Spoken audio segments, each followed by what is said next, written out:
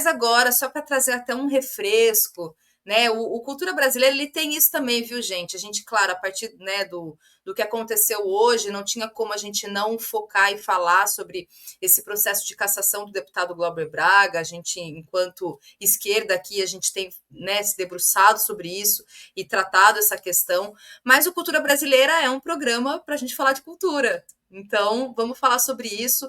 E tem enfim, vou fazer algumas perguntas aqui. Eu peço para vocês, inclusive, fazerem perguntas para o nosso querido Tiago, do projeto Kit a Sombra. E aí eu vou até apresentá-lo aqui, chamá-lo, porque ele tem um projeto que eu acho muito massa, assim, muito incrível mesmo, que é, assim, eu não sei se dá para falar sobre isso, que é arte tumular. Mas é um projeto, gente. Eu vou até colocar aqui o que está na página deles, lá na página dele no Instagram. Trazemos à luz da atualidade tudo que a morte e o inexplicável guardam em seus porões. Necroturismo. É isso, Thiago. Boa noite para você. Seja bem-vindo à Cultura Brasileira. Obrigada por atender o meu convite, estar aqui com a gente. Vamos tratar desse seu projeto, falar, até colocar algumas fotos aqui e conversar aqui com a nossa audiência sobre esse seu trabalho. Thalita, muito obrigado. Fala, pô, agora vamos falar de uma coisa mais leve, então vamos falar do cemitério, né? Depois do papo denso pra caramba, vamos para uma gente que morreu, vamos falar do cemitério. Pô, muito obrigado. Passa por isso também o que te assombra. Eu sou aluno, na verdade, de grandes professoras de arte tumular, então eu ainda sou um jejuno aluno, estou aprendendo bastante com a professora Viviane Comunali, principalmente, que é minha parceira nas atividades em cemitérios aqui de São Paulo. Mas passa por isso. O que te assombra, na verdade, foi um projeto meio terapêutico para mim. Eu comecei, idealizei ele em 2021, em agosto, mas julho, agosto de 2021, perdi uma tia de Covid e a nossa, talvez só quem tenha vivido as grandes, não dá para comparar a epidemia de meningite nos anos 70, que falam que foi muito grande, foi super escondida pela ditadura militar, mas a gente teve uma grande epidemia no Brasil em 1918, na epidemia de gripe espanhola. Então, quem não viveu essa, não tem muita ideia do que era o que a gente viveu na pandemia, né? Então eu perdi uma tia que eu adorava e a gente foi obrigado, né, a conviver com a morte da maneira mais perversa por tudo que nos cercou e de forma muito crua, né, muito, enfim, muito não vou nem, acho que perverso foi o contorno, mas o que todo mundo acabou sofrendo foi de fato a imposição da realidade da morte em todos os seus domínios, em todas as suas dimensões, não apenas, eu sempre falo, eu sei que você está no Rio e é de Piracicaba, que eu adoro o Sim. cemitério da sua cidade, fiquei 2 anos fazendo visitas noturnas no cemitério da sua cidade, o cemitério da Saudade de Piracicaba é sensacional, mas o que eu estava dizendo é que foi muito angustiante esse período para mim, e o jeito que eu gosto muito do tema da morte, eu tenho um mini doc com o pessoal da Faculdade de Ciências Médicas da Unicamp sobre cuidado paliativo, que quando minha sogra teve câncer e faleceu, ela foi eleita ao protocolo de cuidado paliativo nas últimas semanas de vida dela.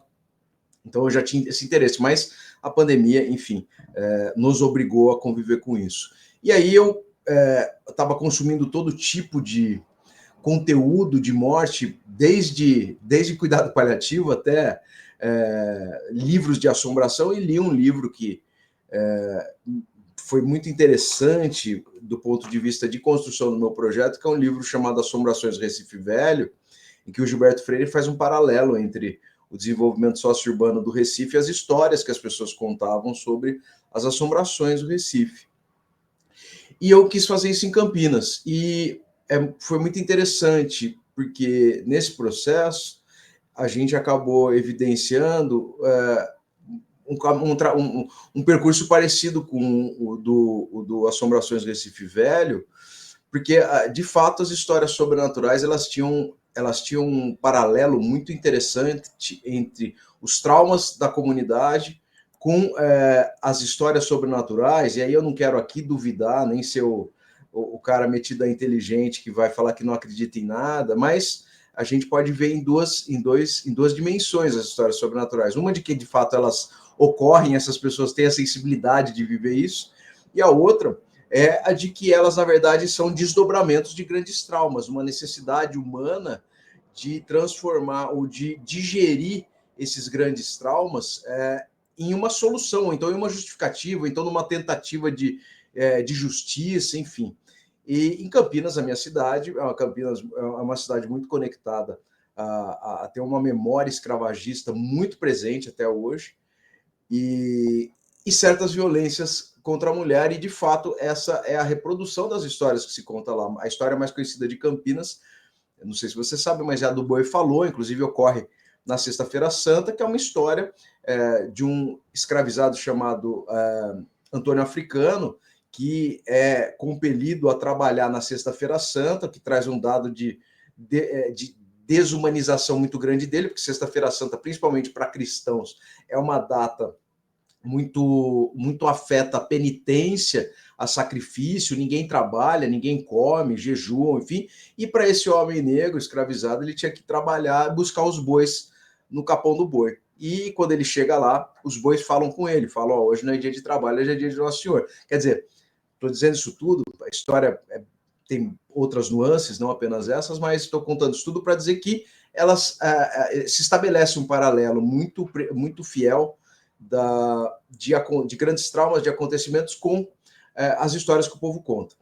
E aí, inevitavelmente, ou sei lá, pode ter sido uma loucura minha, mas eu achei que não tinha graça nenhuma só contar isso na internet.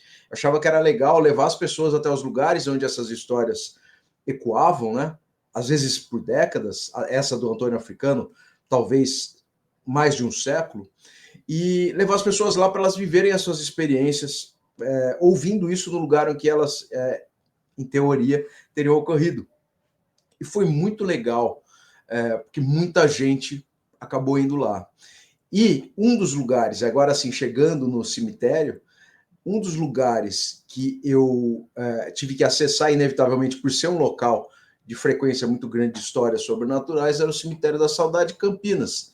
E aí eu fiquei apaixonado pelo tema do cemitério e comecei a estudar também compulsivamente essas histórias, todos esses temas e todos esses temas ligados ao cemitério que abrangem arte tumular. Tem arte tumular, mas hoje a gente tem até algumas leis de reconhecimento do patrimônio cultural funerário que nesses estudos a gente percebeu que ultrapassam ou atravessam apenas arte tumular.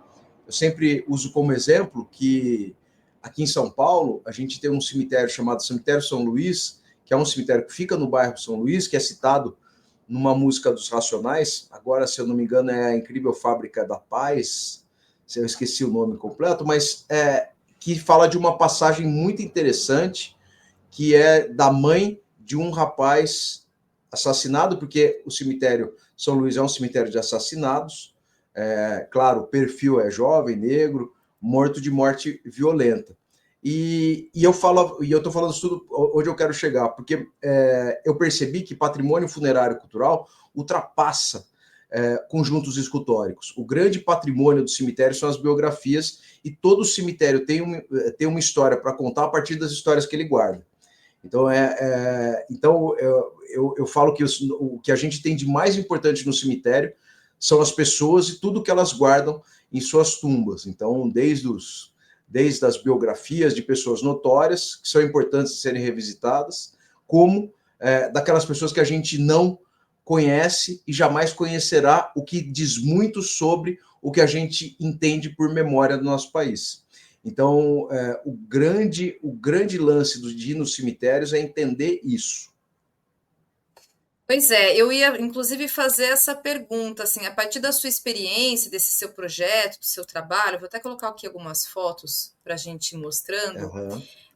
Você consegue dimensionar para dizer para a gente se acho que falar o brasileiro talvez seja muito generalista, mas enfim, trazer um recorte a partir da sua experiência, que em geral as pessoas se interessam pela morte, elas têm esse interesse, por exemplo, visitando cemitérios, elas têm o que leva, né, assim, ter uma multidão de gente que vão para esses cemitérios todos e fazem esses percursos mesmo, né? Tem isso como um entretenimento, né? Ainda que você tenha o seu caráter pedagógico, tudo tem essa coisa do entretenimento mesmo, né? Você acha que dá para falar isso como um marcador, talvez, de identidade da gente, assim, enquanto Brasil, enquanto povo brasileiro? Eu acho que a gente vive algumas experiências que pode dizer isso. Para mim, a grande questão, isso é em Campinas, a grande questão sobre a morte, pelo menos do ponto de vista do cotidiano, é que a gente tenta a todo custo evitar isso. Eu não sei se isso é uma influência meio. Se isso é uma influência de um jeito ou de uma proposta de viver o dia e de viver o consumo do dia em todos os seus. Então, ninguém pensa na morte como se pensava antigamente. A ideia de sequência na vida, ela é vazia, mas a ideia de sequência, a ideia de continuidade a partir da existência não é. Então, eu acho que tem muita gente que gosta de passear em alguma medida, pelo grau de enfrentamento disso, porque a morte é um tabu para a gente muito grande. Para mim, não é intransponível, a coisa mais natural que vai acontecer, mas tem um desdobramento da morte que esse sim eu acho que é possível da gente enfrentar, e aí eu não sei te responder se as pessoas vão por entretenimento ou porque elas precisam, como eu falei mais ou menos da história da assombração, que ela é um instrumento de digestão de grandes traumas, também não é isso que as pessoas buscam ao visitar esses lugares de morte, porque são lugares de memória. São Paulo tem um lugar de memória muito, muito marcante, que é o Parque da Juventude, que é onde ficava o Carandiru. E talvez no Brasil não exista um outro lugar, e se existir, desculpa a minha ignorância de não conhecer todos, mas da gente ter um local mais ou menos marcado como são os locais de memória do Holocausto, por exemplo. Como são os lugares de memória, alguns lugares, poucos lugares de memória da escravidão, como, por exemplo, aí no Rio de Janeiro, o cemitério dos Pretos Novos, ou aquela parte ainda externa, não hoje o Instituto, mas aquela parte externa que hoje está exposta, e que é bastante assustador a gente imaginar o grau de desumanidade que essas pessoas viveram ao serem lançadas ali, jogadas de qualquer jeito, e depois o tempo as soterrou ali até que fossem reencontrados. Então, para mim, eu tento fazer que essa experiência seja uma experiência, como é que eu posso dizer? Eu ainda caio, tomo cuidado para não cair nas minhas próprias indelicadezas ou falta de decoro para falar disso, mas assim, não é exatamente um passeio, embora a gente chame disso, e na prática um pouco é mesmo. Mas é uma experiência mediada para a gente explicar a importância de um lugar de memória. Aqui em São Paulo, a gente tem o nosso cemitério mais antigo, que aliás vai completar 250 anos esse ano, é o Cemitério dos Aflitos. E ele foi construído em 1775, e ele foi soterrado pelo bairro da Liberdade. E eu não sei se vocês acompanharam, mas a gente teve uma polêmica muito grande, para mim, que sou um pesquisador de cemitério, bastante desnecessária, é exatamente aí, a Capela dos Aflitos, lá ao fundo, é a memória. Aliás, ela será restaurada, está em processo de restauro. Mas o que eu acho interessante é que essas luminárias, por exemplo, hoje já não existem mais, os suzeranos não estão mais lá, e foi uma polêmica muito grande a retirada dessas. E um dos argumentos era interessante. Poxa, elas estão lá há tanto tempo, por que elas têm que ser retiradas agora? A gente está falando de um marco do cemitério mais antigo de São Paulo, que era um cemitério de negros e indígenas, era um cemitério mantido pela Igreja Católica, que tinha o monopólio da morte, Tem 250 anos e as pessoas elas identificam na cidade de São Paulo algo muito mais tradicional do que um cemitério de 250 anos de indígenas, negros e todo mundo que precisava de um chão para morrer, porque na verdade era esse o cemitério dos aflitos. Tem uma história e a gente discute até sobre isso, se era um cemitério de acatólicos ou não. Não era exatamente cemitério de acatólicos, mas era um cemitério que tinha, em alguma medida, na prática, o uso ecumênico. Porque o professor alemão luterano Julius Frank, que acabou sendo sepultado dentro da faculdade de Direito, que era luterano, seria enterrado lá, e por isso que ele foi sepultado dentro da faculdade de Direito. Seus alunos não achavam indigno ele ser sepultado lá. Então, as pessoas acreditam que é muito mais tradicional a Suzaranto, que foi colocada nos anos 70, do que preservar, sem nenhum tipo de identificação cultural, ainda mais de uma cultura que hoje está muito estabelecida, e aqui não é esse o assunto, mas japonesa, do que a gente não ter nada à frente da capela, que é o registro dessa memória. Então, esse tipo de desconhecimento da nossa história, a gente vê muito. Na própria Capela dos Aflitos, que além de ser uma capela de devoção à Nossa Senhora dos Aflitos, ela também é um local de devoção do Chaguinhas, que é um herói nacional. O Chaguinhas, eu não sei se as pessoas talvez nem conheçam, nunca tenham ouvido falar do Chaguinhas.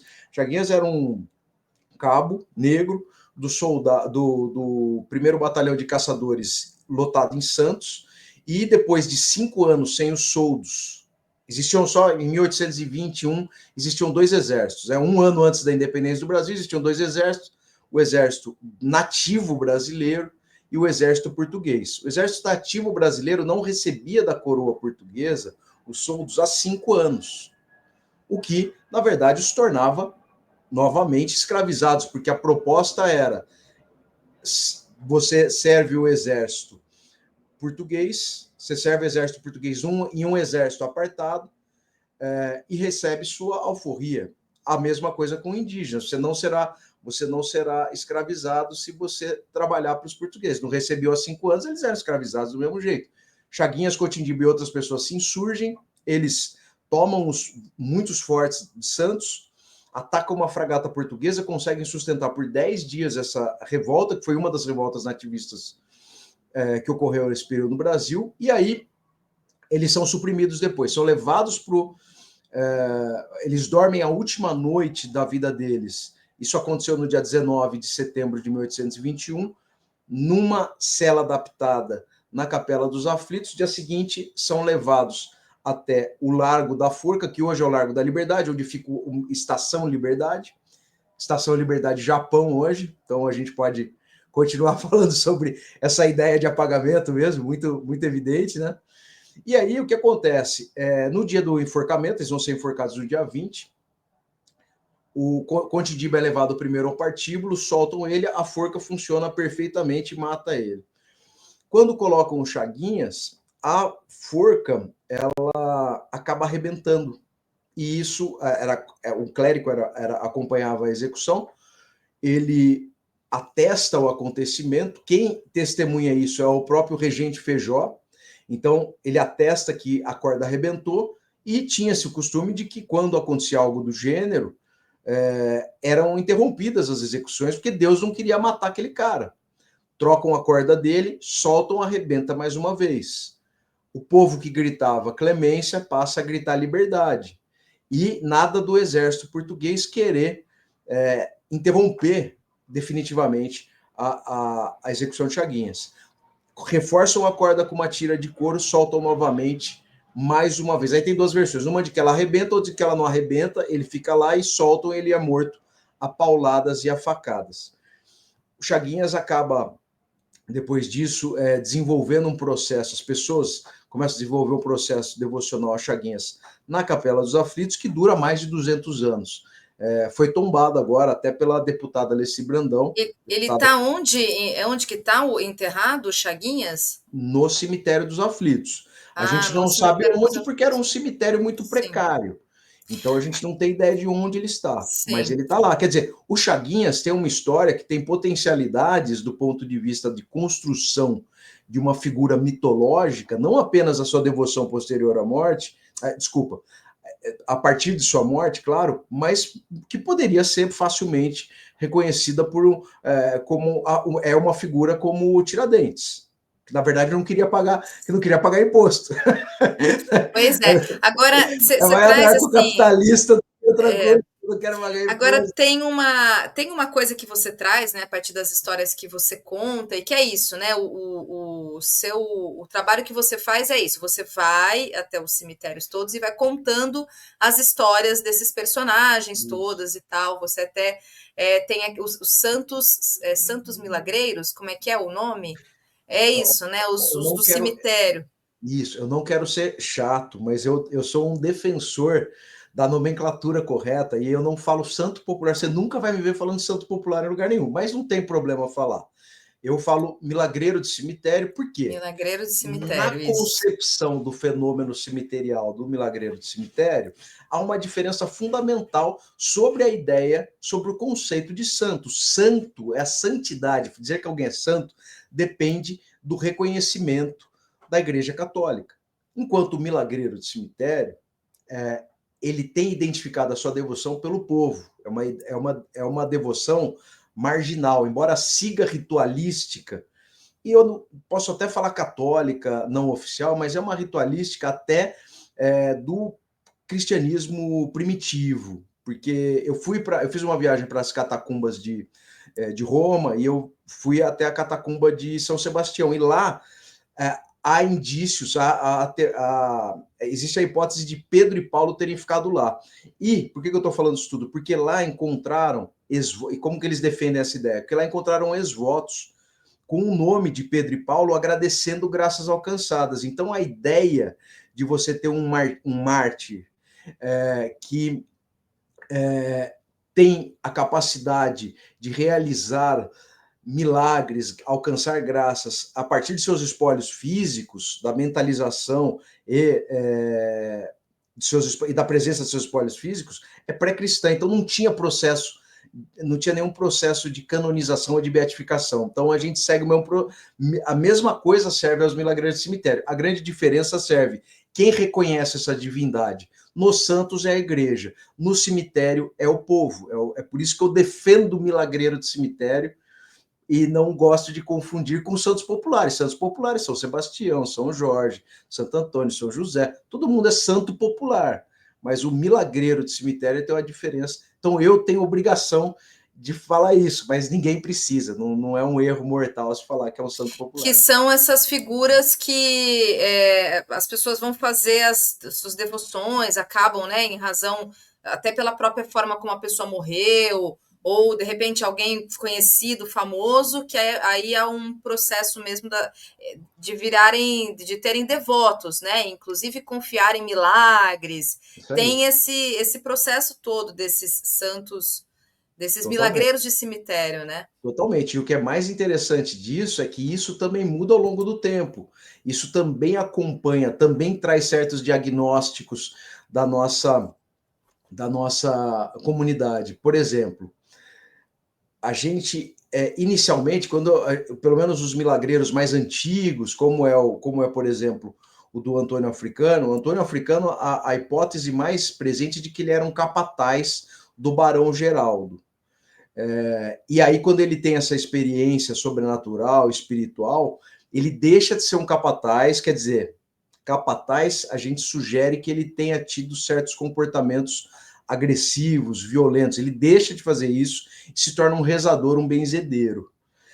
E aí ele vira, depois de morrer, ele vira um milagreiro de cemitério. Quer dizer, existe uma conversão de seu comportamento a partir de uma experiência divina ou sobrenatural. Em Campinas, a gente tem algumas crianças que morreram no incêndio. 4 crianças, filhas de escravizados, que morrem no incêndio na casa, isso no final do século XIX, e elas também se tornam milagreiras. A gente consegue entender algumas diferenças entre a concepção. Crianças que morreram acabam pela inocência, pela dor do martírio, acabam se tornando, percorrendo esse trajeto também que acontece muito nos santos católicos, né, que defendiam sua fé cristã e eram perseguidos e executados por isso. Então, São Sebastião foi um exemplo que eu dei agora das catacumbas. Ele foi São Sebastião de Narbona foi mais ou menos isso, né? Era um soldado romano cristão, ajudava cristãos e foi morto por Roma. Então, há uma mudança a partir disso, mas ao longo do tempo, porque a gente vê hoje a concepção dos milagreiros, ela tem mudado. E é muito interessante essa mudança. O jogador Sócrates, que era um cara, eu adorava o Sócrates em todos os aspectos, o Sócrates ele tem um processo devocional em Ribeirão Preto, num cemitério que nem traz essa indumentária escultórica presente. É um cemitério chamado Bom Pastor, e existem placas de ex-votos de pessoas que vão rezar pelo Sócrates, que era médico também e ajuda pessoas em questões de saúde.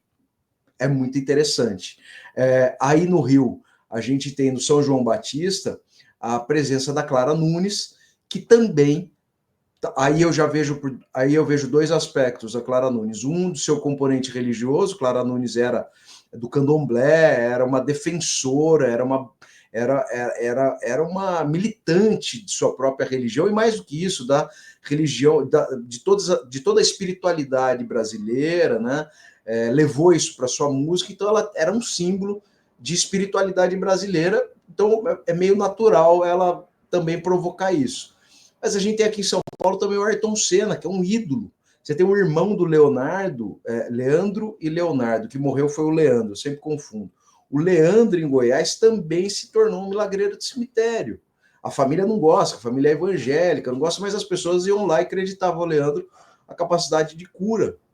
Então, as celebridades passaram a se tornar.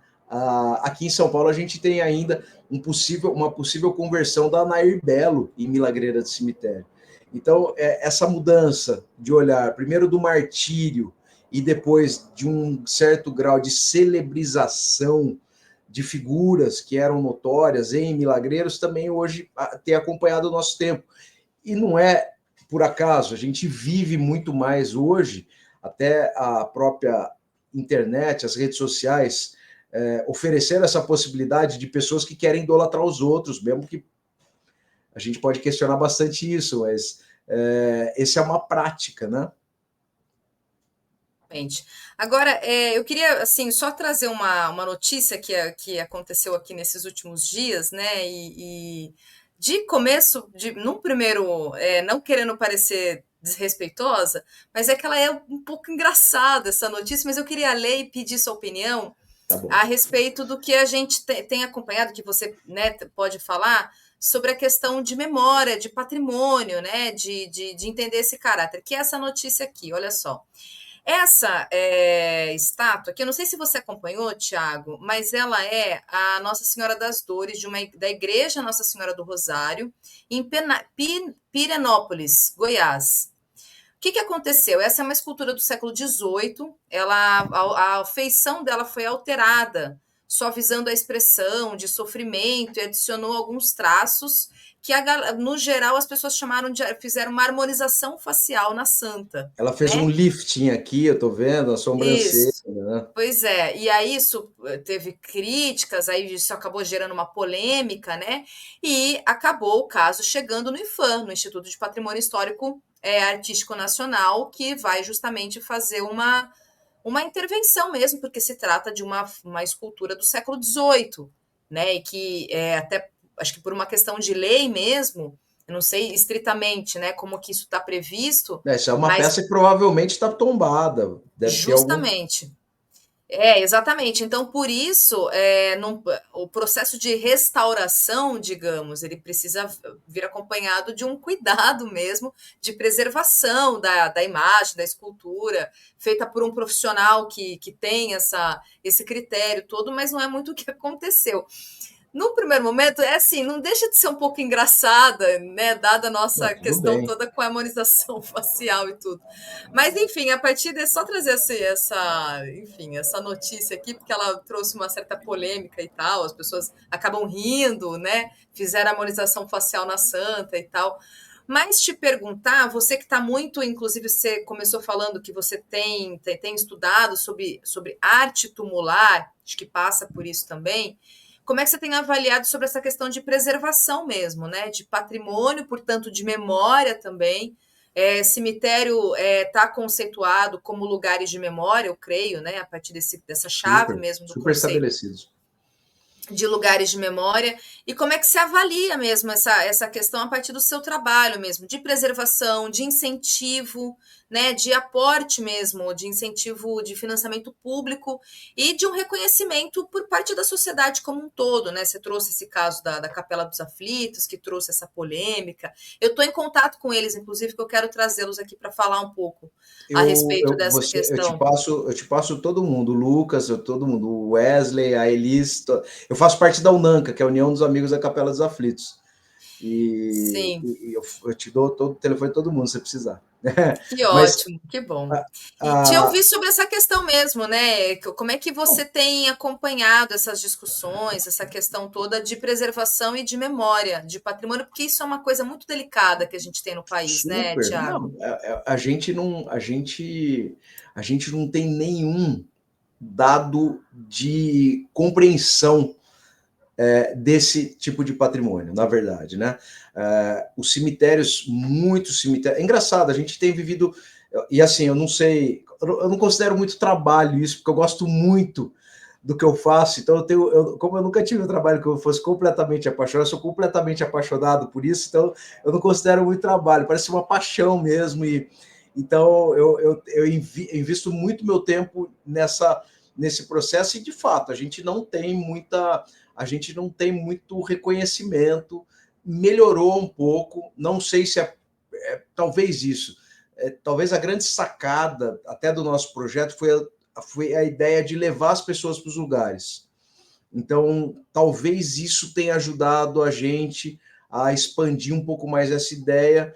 Eu detesto ter que falar isso que eu vou falar para você, mas assim, esse é um argumento que talvez seja mais compreendido quando a gente fala sobre preservação de memória e a importância dos cemitérios. Eu tenho que falar que na Recoleta todo mundo vai para a Argentina e um dos passeios obrigatórios é o cemitério da Recoleta.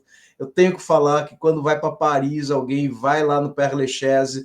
É um saco falar isso, porque os nossos cemitérios não devem nada para nenhum desses cemitérios, se eles fossem mais cuidados. Ainda tem muita coisa. Os cemitérios do Rio, os dois, eu vou te falar de 3 cemitérios só do Rio que são impressionantes. O Catumbi é impressionante, é de uma ordem franciscana, é lindo e é muito bem cuidado. O cemitério São João Batista é o Projac. Parece sabe aquelas festas que tinha do Faustão, os melhores do ano, que era só que são os melhores do ano de todos os anos de sempre. Então, todos os grandes artistas, todos os grandes pensadores, a gente está falando de isso tudo também representado com indumentária arquitetônica única, conflitos interessantíssimos de estética artística. Então, o São Francisco Xavier guarda a memória da instalação dos cemitérios públicos. E o cemitério, a gente pode imediatamente pensar no resultado, em alguma medida elitista disso tudo que eu estou falando, mas cemitério, na essência, sempre foi lugar para sepultar pobre. Eles não foram projetados para sepultar rico. Então, o pavimento de tudo isso que eu estou falando é do povo mais simples, é do povo mais pobre, porque rico sempre foi sepultado dentro de igreja, até o meio do século XIX. Então, todos os embriões dos cemitérios sempre foram para pessoas mais simples, sempre foram para escravizados, sempre para pessoas à margem. Os ricos não queriam ir para cemitério. Então, a gente tem também essa memória, a gente está falando dos pretos novos, os cemitérios precários de escravizados, talvez tenham sido os nossos primeiros cemitérios em campo aberto. Então, a gente tem o Pretos Novos no Rio, a gente tem na minha cidade, Campinas. Campinas tem um cemitério que chama Cemitério dos Cativos, foi um cemitério instalado na cidade antes da cidade virar cidade, 1753, Campinas é de 1774. Então, você tinha um cemitério para enterrar escravizado. Por que tinha um cemitério para enterrar escravizado? Porque morria tanta gente em campo de cana que eles se viram obrigados, porque enterrar pessoas também acarreta em problemas sanitários. Então, entendeu? E o cemitério ele é muito direto, ele é muito objetivo com as histórias que ele guarda. Então, essa, por exemplo, é uma. No coração de Campinas, na Lusitana, você tem um cemitério que foi coberto também, mais ou menos parecido com o processo que houve tanto no cemitério dos Aflitos, como no cemitério, como nos Pretos Novos, no Rio. Quer dizer, aquilo foi tudo soterrado, e para a gente, ou para a estrutura dominante, é sempre melhor apagar isso. Você está falando sobre patrimônio e lugar de memória, lugar de dor, lugar de memória, muito interessante. Se vocês repararem, muitos lugares que eram conhecidos como Largo da Forca, Largo do Pelourinho, o próprio cemitérios, todos eles são rebatizados com nomes ufanistas. Então, aqui em São Paulo, o Largo do Pelourinho virou 7 de setembro, imediatamente ligado à independência. Na minha cidade, o Largo da Forca, e o Largo da Forca, que foi inaugurado com um menino negro chamado Elesbão, que foi executado, virou Praça 15 de Novembro. Então, a gente é muito louco isso. A gente está falando disso, né? Tá vendo a Santa, tadinha, que fizeram essa harmonização facial nela, que também é um dado interessante. A gente não quer reconhecer os sofrimentos, né? Os sofrimentos de uma mãe de um rapaz que era imigrante, que foi crucificado pelo status quo. No final, essa é a história de Jesus, né?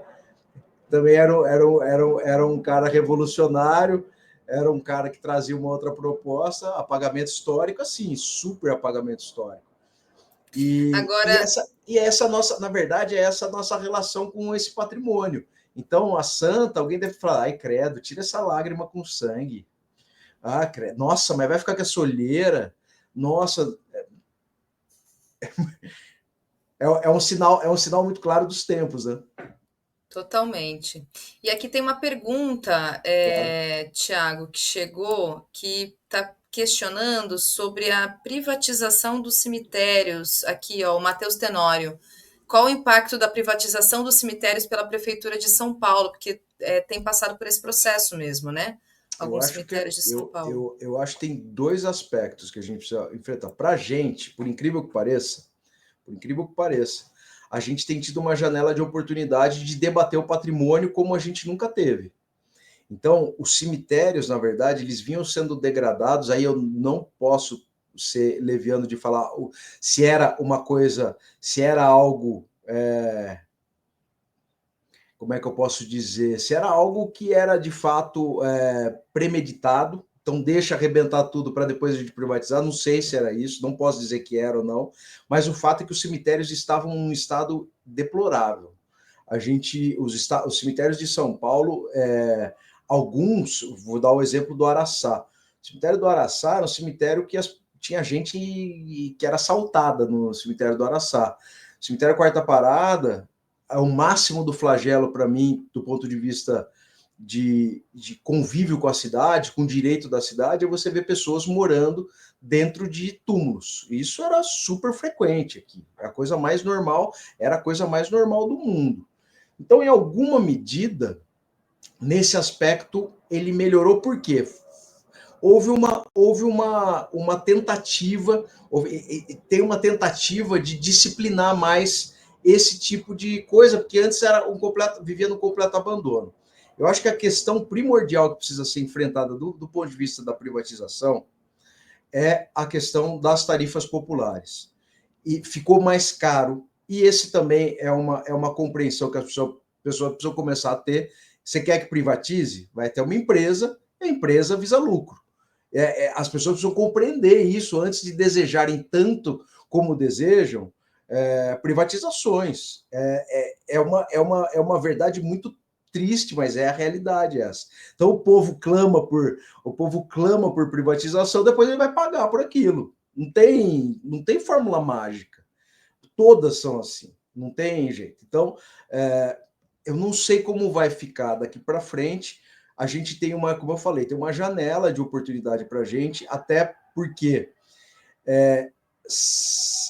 agora, e é interessante que o livro que eu escrevi sobre Milagreiros do Cemitério, eu usei o edital eu usei o edital das privatizações. Por quê? Eu sou um cara que estudo, vai ser proibitivo, é proibitivo. A ideia de não ter onde cair morto caminha muito para isso. Quando eu fiz o livro dos Milagreiros de São Paulo, o meu livro era Milagreiros do Cemitério de São Paulo, eu peguei o edital e vi que tinham só 12 túmulos que deveriam ser protegidos. Como chamavam sepulturas que provocam devoção popular. E aí eu sabia, eu frequento cemitério, estudo cemitério, sabia que tinha muito mais que 12. Então o que eu fiz? Eu saí atrás em todos os cemitérios públicos da cidade que existiam, que compreendiam esse edital, eu acabei indo procurar os milagreiros desses lugares para pedir a inclusão no edital. E como eu não tive resposta, eu fiz isso. Aí encontrei mais 13 milagreiros. E como eu fiz isso e não tive resposta até hoje da prefeitura, eu fiz um livro sobre essa história. Então, esse debate de São Paulo é um debate que se comunica muito com outros cemitérios. O Rio, se eu não me engano, o Rio são todos privatizados já. E no Rio, por exemplo, não foi vou dar um exemplo aqui prático sobre furto no Rio. Roubaram a escultura do Nelson Rodrigues, pesava 70 quilos. Quem que explica uma escultura sumir de dentro de um cemitério, uma escultura de bronze de 70 quilos? É difícil explicar como que ela some, sem ninguém ver, por que não tem câmera. Existem reservas ainda que eu entendo pouco sobre isso. Mas acho que para mim, o ponto crucial é a tarifa popular. Porque todo mundo tem direito a ser sepultado, mesmo se você não tiver recurso. Agora, uma coisa que eu acho que é um debate importante, interessante, é que em cemitérios, esses cemitérios que são ocupados por famílias tradicionais, pela elite econômica, muita gente tem esses grandes mausoléus e também não pagam nada, nunca pagaram nada. Esse é um debate interessante para mim também. Quer dizer, tudo bem? Tá tudo bem? Ninguém, quer dizer, é uma concessão pública que você pagou, ganhou, recebeu, sei lá quando, e tudo bem você não ter nenhum tipo de responsabilidade. Veja, eu não estou falando aqui de cemitérios populares, nem de cemitérios que oferecem suas quadras gerais para sepultar pessoas que não têm condições financeiras disso. Falando de grandes mausoléus, túmulos caríssimos, que você vê que tem inclusive com conjuntos escultóricos que merecem proteção por serem de interesse coletivo. E aqui eu não estou falando que é uma escultura apenas de uma pessoa que representa uma personalidade, um cara. Estou falando de uma peça de um grande escultor, às vezes internacional. O cemitério Necrópole São Paulo, por exemplo, tem uma peça de uma menina chamada Heleninha, que é uma peça meio única no Brasil, uma peça de mármore de um grande retratista italiano chamado Antonio Berti, que ele é o escultor do Vaticano, ele serviu 3 papas. Então, assim, a gente está falando de um super escultor do mundo e tá lá, quer dizer, e é isso. As pessoas têm o direito de ir lá visitar, tirar foto, estudar esses escultores. Escolas de arte têm que ter o direito de ir lá estudar. Ela precisa estar preservada, quer dizer. Então, eu acho que talvez o cerne de tudo isso que a gente está falando esse é um patrimônio que precisa ser reconhecido para poder ser debatido, que a gente nem está nesse estágio ainda. A gente ainda não sabe o que é, a gente coletivamente, né? Claro, a gente tenta mostrar a pesquisa, mas a população não sabe o que não está muito conectada ainda àquelas ideias triviais de cemitério, muito ligadas ao terror, muito menos à memória e muito mais conectadas à ideia do terror do que necessariamente da importância disso tudo para trazermos debates, para trazermos reflexões. Então, eu acho que mas eu adoro esse tipo de papo, porque é sempre uma oportunidade da gente falar provocar sobre isso, isso, né? Claro, né? importante. Essa informação que você traz mesmo dos cemitérios, né? Que eles foram primeiramente feitos para esse grupo social, né, dos, digamos, marginalizados e etc., é uma questão. E, né, você vê como essa lógica que a gente tem na sociedade como um todo, que é privilegiar os mais ricos, também se dá nesses espaços. Quer dizer, quem recebeu grandes espaços para poder sepultar os seus mortos foram também os mais ricos, né? Lógico.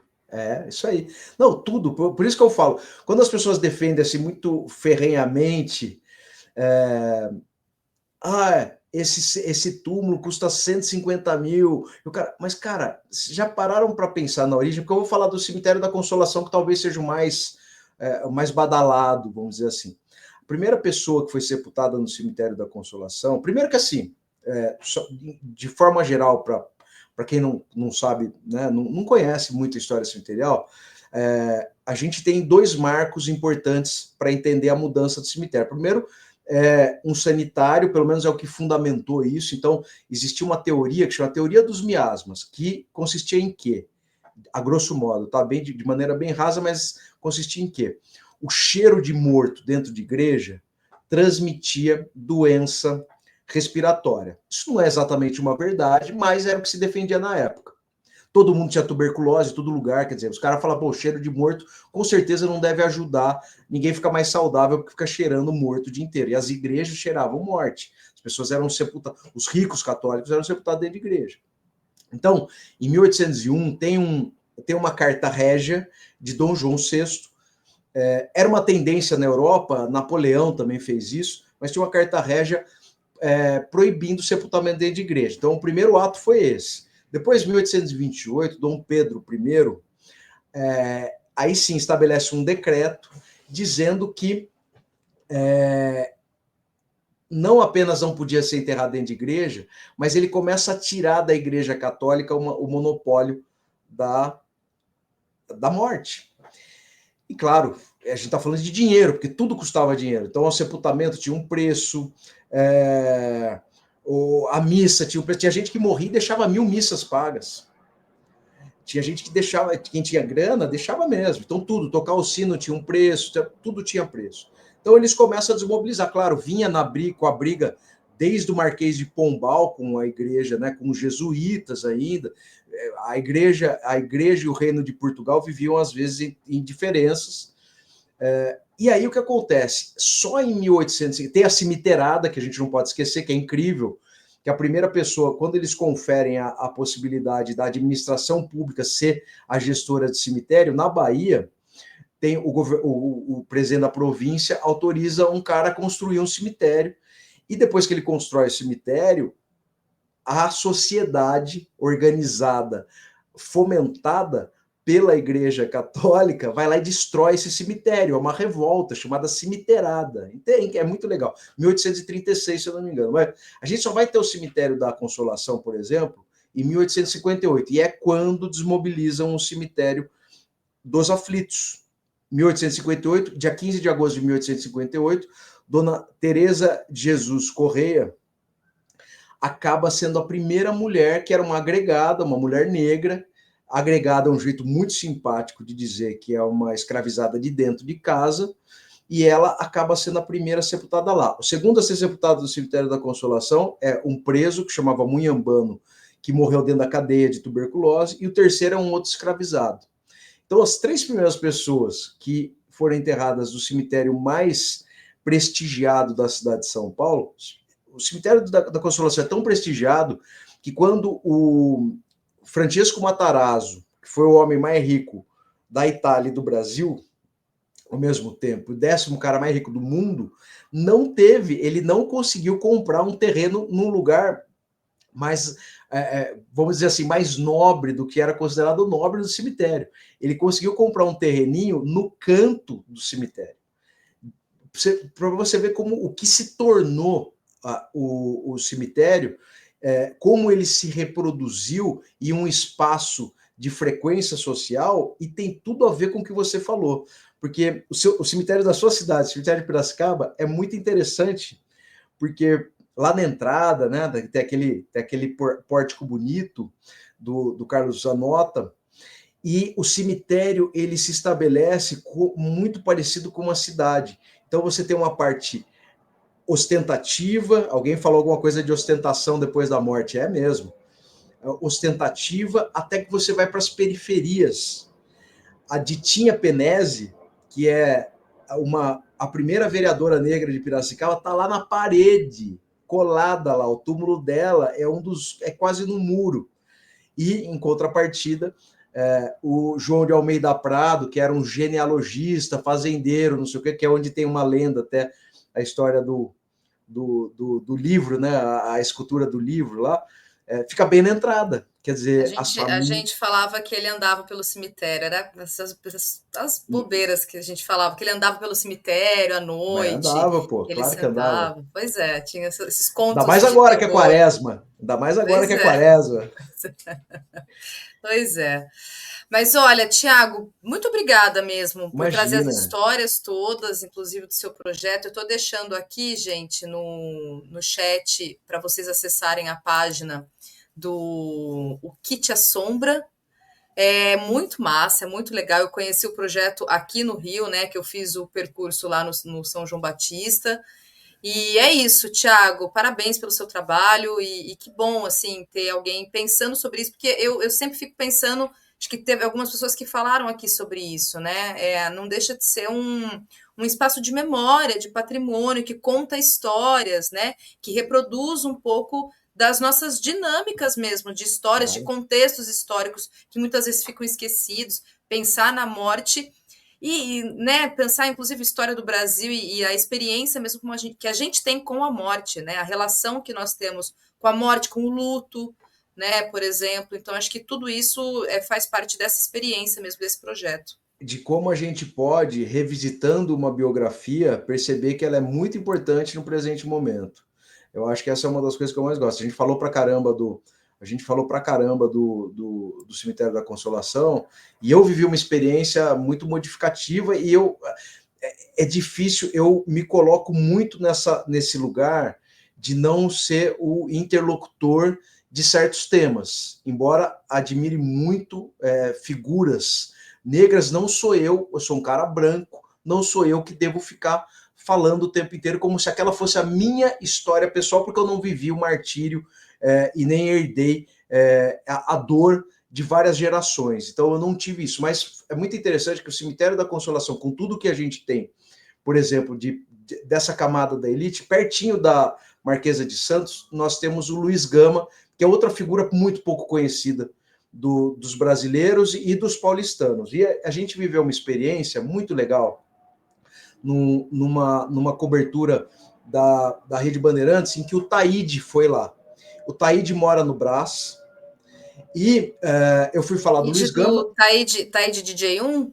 O O Taíde. rapper? Olha O só. rapper, o Taíde. O Taíde foi fazer ele foi reportar a nossa visita, e aí eu sempre falo, e falo isso do fundo do meu coração, eu acho o Luiz Gama a figura mais ilustre do Cemitério da Consolação.